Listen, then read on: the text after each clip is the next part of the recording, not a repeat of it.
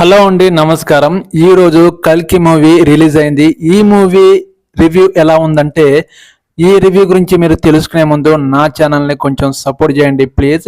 ఇప్పుడు ఈ మూవీ గురించి రివ్యూ మనం తెలుసుకుందాం. ఈ మూవీ సూపర్గా ఉందండి. హాలీవుడ్కి మించి చాలా బాగుంది. నాగ్ అశ్విన్ హాలీవుడ్ రేంజ్లో ఈ మూవీని ప్రజెంటేషన్ ఇవ్వడం చాలా బాగుంది. ఇందులో ప్రభాస్ క్యారెక్టర్ హైలైట్గా ఉండబోతుంది.